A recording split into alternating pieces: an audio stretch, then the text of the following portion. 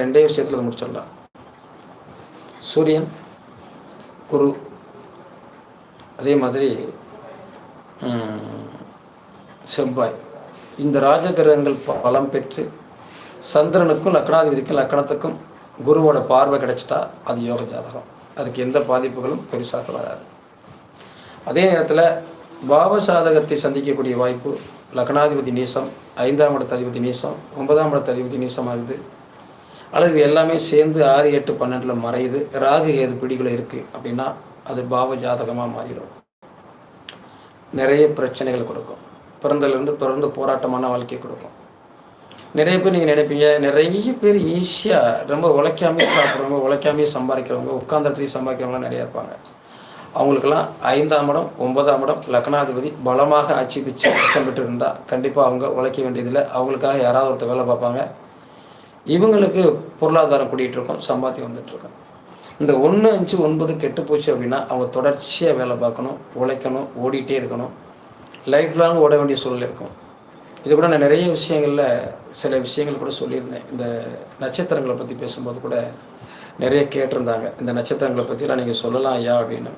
அதுக்கு அந்த டைம் இல்லாதனால நான் ரொம்ப நாள் அந்த லைவில் வர முடியல. அது நீங்கள் நிறைய அந்த கமெண்டில் போட்டிருந்ததுனால தான் சரி இன்றைக்காவது அந்த லைவில் போய் பார்த்து சில விஷயங்களை சொல்லிடலாங்கிறக்க லைவில் வந்தேன்.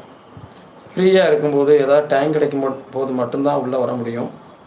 இதில் நீங்கள் கேட்குற கேள்விகளுக்கு பதில் நான் தனித்தனியாக சொல்ல முடியாதுங்கிறதுக்காக தான் ஒரு பதிவில் போட்டுட்டேன். பதிவில் போடுறதுக்கான காரணம் அதுதான். தனித்தனியாக ஒவ்வொருத்தருக்கும் சொல்லிட்டு இருக்க முடியலை அப்படிங்கிறதுக்காக தான்.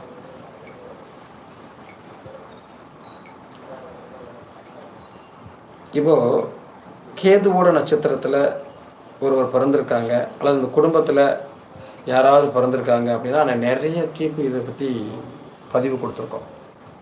கேதுவோட நட்சத்திரத்தில் அஸ்வினி, மகம், மூலத்தில் யாராவது பிறந்திருந்தால் அந்த குடும்பத்தில் தெய்வ குற்றம் இருக்குது அப்படிங்கிறத கன்ஃபார்ம் பண்ணிக்கணும் அப்படின்னு நம்ம சொல்லியிருக்கோம். இது நீங்களே புரிஞ்சுக்கலாம்.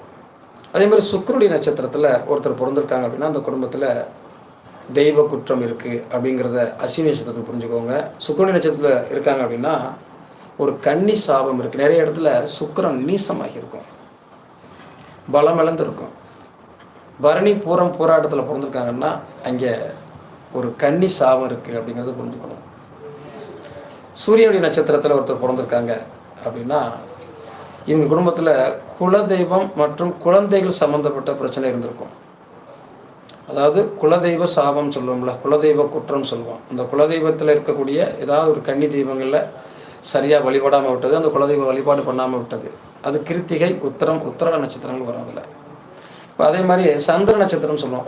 ஒரு குடும்பத்தில் பிறந்திருக்காங்க அப்படின்னா அது எப்படின்னா ரோகிணி, அஸ்தம், திருவோணம் வரும். அந்த குடும்பத்தில் குரு சாபம் இருக்குன்னு சொல்லுவோம். அந்த குருவை, பெரியவர்களை மதிக்காதவங்க இருந்திருக்காங்க. செவ்வாய் நட்சத்திரத்தில் ஒருத்தர் பிறந்திருக்காங்க அப்படின்னா அந்த குடும்பத்தில் உணவு சம்மந்தப்பட்ட மற்றும் வணிகம் சம்மந்தப்பட்ட, அதாவது உணவுப் பொருளை கலப்படம் செஞ்சு விற்பனை பண்ணுறவங்க இருந்திருப்பாங்க. அதனால தான் மிருகசீரிசம், சித்திரம், அவிட்ட இந்த நட்சத்திரத்தில் பிறந்திருப்பாங்க. ராகு நட்சத்திரத்தில் ஒருத்தர் பிறந்திருக்காங்க அப்படின்னா அந்த குடும்பத்தில் மூத்தவர்களை, அதாவது வயசானவங்க, தாத்தா பாட்டியை யாரும் கவனிக்கலை.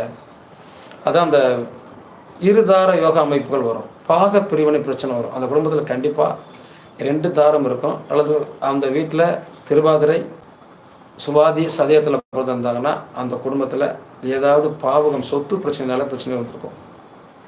அதுமாதிரி குரு நட்சத்திரத்தில் ஒருத்தர் பிறந்திருக்காங்க அப்படின்னா அந்த குடும்பத்தில் கணவன் மனைவி ஒற்றுமை இல்லாமல் ஊருக்காக கணவன் மனைவி உழைப்பாங்கன்னு சொல்லுவாங்க இல்லையா. இவங்க குடும்பத்தை பார்க்குறத விட அடுத்தவங்களை பற்றியே கவலைப்படுவாங்க, அடுத்தவங்களை பற்றியே சிந்திக்கக்கூடியவங்களாக இருப்பாங்க. அது புனர்பூசம், விசாகம், புரட்டாதி நட்சத்திரத்தில் பிறந்தவங்க. அதே மாதிரி சனி நட்சத்திரத்தில் ஒரு குடும்பத்தில் ஒருத்தர் பிறந்திருக்காங்க அப்படின்னா தாய் தந்தையருக்கு உணவு அளிக்காமலும் முதியோர்கள் உதாசீனப்படுத்திருக்கக்கூடிய வாய்ப்புகளும் இருக்கும். அது எப்படின்னா பூசம், அனுசம், உத்திரட்டாதி இந்த நட்சத்திரத்தில் பிறந்திருக்காங்க அப்படின்னா அவங்க தாத்தா பாட்டி காலத்துலேயோ, அவங்க அப்பா அம்மா காலத்துலேயோ, அவங்க தாத்தா பாட்டிக்கோ, வயசானவங்களுக்கோ சரியான அளவுக்கு உணவு கொடுக்கல, சாப்பாடு கொடுக்கல, அவங்கள மதிக்கலை, அவங்கள திட்டிருக்காங்க, பேசியிருக்காங்க, அந்த கர்மாவில் நம்ம பிறந்திருக்கோம் அப்படிங்கிற மாதிரி தான். அதே மாதிரி புதனுடைய நட்சத்திரத்தில் ஒருத்தர் பிறந்திருக்காங்க அப்படின்னா மருமகள் மாமியாரை மதிக்கலை அப்படின்னு அர்த்தம். மாமியாரை கொடுமைப்படுத்துகிறாங்க. இப்போ கூட சொல்லுவாங்க இந்த ஆயிலிய நட்சத்திரத்தில் பிறந்திருந்தால் மாமியாருக்கு ஆகாது அப்படிங்கிற வார்த்தைகள்லாம் இப்படி தான் வந்தது. அப்போ மாமியார் மதிக்காதவங்க அப்படின்னு தான் சொல்லுவாங்க. அதில் ஆயிலியம், கேட்டை, ரேவதியில் பிறந்திருப்பாங்க அப்படின்னு. இப்படி ஒவ்வொரு விஷயத்துக்கும் ஒரு கர்மா இருந்துக்கிட்டே இருக்கும். இந்த கர்மாவை வச்சு தான் நம்ம